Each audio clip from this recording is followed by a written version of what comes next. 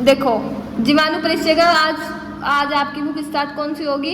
जीवाणु परिचय, जिसका हम पहला चैप्टर पढ़ेंगे। सबसे पहले तो चैप्टर का नाम क्या है? रोग एवं चिकित्सा। लिखो, नोट करो, रोग एवं, तुम समझ से रहना।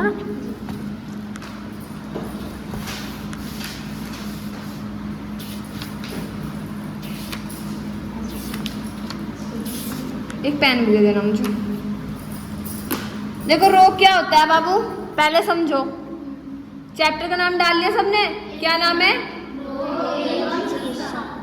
ठीक है, सबसे पहले हम रोग के बारे में पता करेंगे, रोग क्या होता है, और फिर हम पता करेंगे चिकित्सा क्या होता है।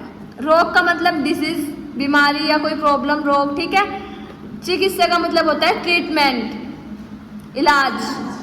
ठीक है, अब रोग पता क्या होगा? देखो रोग ना हमारा 2 टाइप का होता है, जो हमारी शारीरिक एवं मानसिक दुख उत्पन्न करे।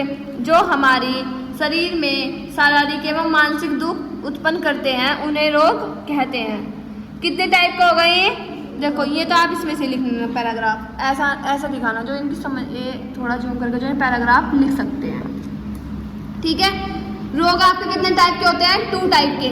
एक तो आपका एक्सटर्नल होगा और एक आपका इंटरनल होगा। एक्सटर्नल का मतलब क्या होगा? देखो जो आपका बाह्य रोग होता है, चोट लगी, खून निकल गया, पता चल गया हाँ भाई इसको रोग है, दूसरा भी देख सकता है।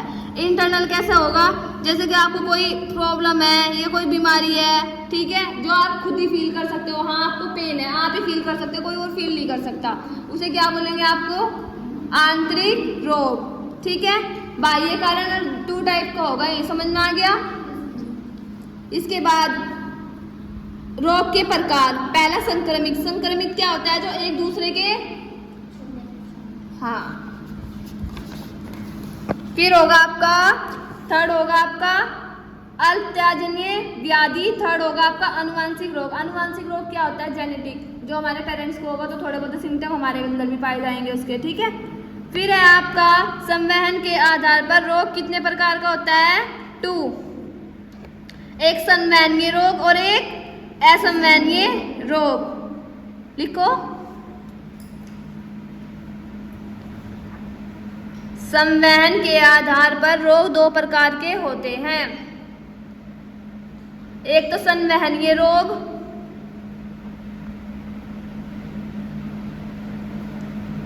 और सेकंड असंवहनीय।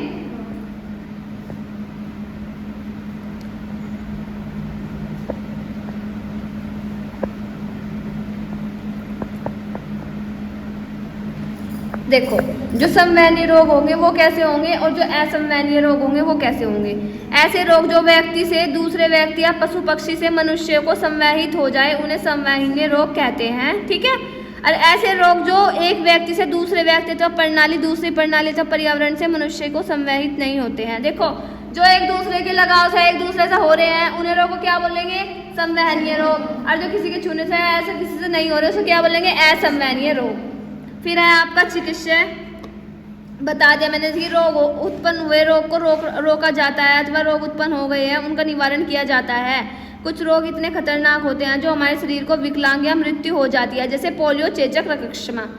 ट्रीटमेंट समझ में आ गया? कोई रोग हो गया उसका निवारण या उसे हटाने के लिए जिस चीज़ का हम उपयोग करते हैं क्या बोलते हैं? ट्रीटमेंट। ट्रीटमेंट आपका 2 टाइप का होता है, एक तो निरोध चिकित्सा और दूसरा उपचारात्मक।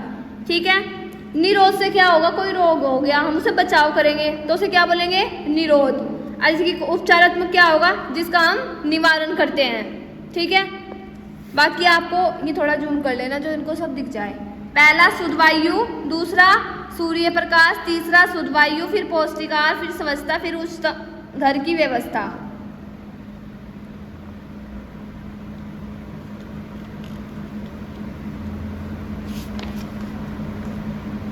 फिर है आपका अपद्रव्य का निवारण, मक्खी मच्छर, विसंक्रमण, टीकाकरण, निद्रा, व्यायाम। फिर उपचारात्मक चिकित्सा, ये आपको यहाँ से यहाँ तक करना। इसे थोड़ा जूम कर लेना जो ये बच्चे करेंगे क्योंकि तो थ्योरेटिकल है, आपको बुक में से ही समझ में आएगा। ठीक है, बाकी मैं भी एक बार आपको और समझाऊंगी इन सारे टॉपिक के बारे में एक बार करके। ठीक है, ये यहाँ से फिर ये करने आपको यहाँ तक ऐसा दिखा देना थोड़ा सा, जो ये भी कर सकते हो सारे।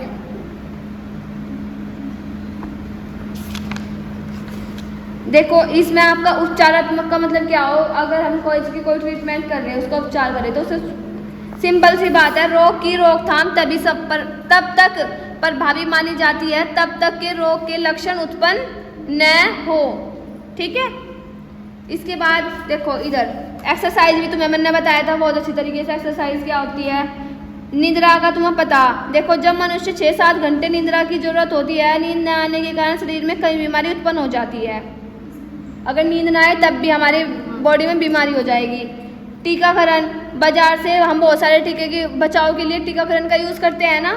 विसंक्रमण क्या होता है बाबू, वस्तु एवं खाद्य पदार्थों के जीवाणुओं को विसंक्रमण करता है। खाने पीने की वस्तुओं और काम में आने वाली वस्तुओं को उचित प्रकार से विसंक्रमण करना चाहिए। ऐसा करने से हम बहुत सारे रोग उत्पन्न से बच जाते हैं। मक्खी मच्छर के काटने से तुम्हें पता है क्या होता है, फीवर। घर की व्यवस्था में साफ कर रखनी चाहिए, स्वच्छता का हमें विशेष ध्यान रखना चाहिए, पौष्टिक आहार का भी हमें विशेष ध्यान रखना चाहिए, शुद्ध पानी का हमें यूज करना चाहिए, सूर्य का प्रकाश हमारे लिए बहुत ज़्यादा इंपॉर्टेंट है, शुद्ध वायु भी हमारे लिए इंपॉर्टेंट है। सपोज करो आप किसी कारखाने वगैरह के आसपास तुम्हारा घर हो तो तुम्हें खुद को भी बहुत प्रॉब्लम हो जाएगी। ट्रीटमेंट तुम्हें समझ में आ गया, रोगों का निवारण या इलाज करना ही ट्रीटमेंट कहलाता है। रोग मैंने आपको बता दें 2 टाइप का होता है। इंटरनल कौन सा होगा, जो हमारे अंदर प्रॉब्लम होगी, और एक्सटर्नल बाहर की ओर प्रॉब्लम होगी। ठीक है, रोग के प्रकार। ठीक है, 2 चैप्टर इसका एक चैप्टर आपका जीवाणु परिचय बुक का कंप्लीट हो गया। ठीक है, कोई चीज़ समझ में ना आई हो आप पूछ लो, या जो बच्चे वीडियो में देख रहे हैं वो मेरे से कभी भी, अगर आप आज आप आए हो, सपोज करो आप कल या परसों वीडियो से देखो, अगर आपको उनमें भी कोई कंफ्यूजन रहता है कोई क्वेश्चन में, तो आप मेरे से पूछ सकते हो। ठीक है, कोई नहीं।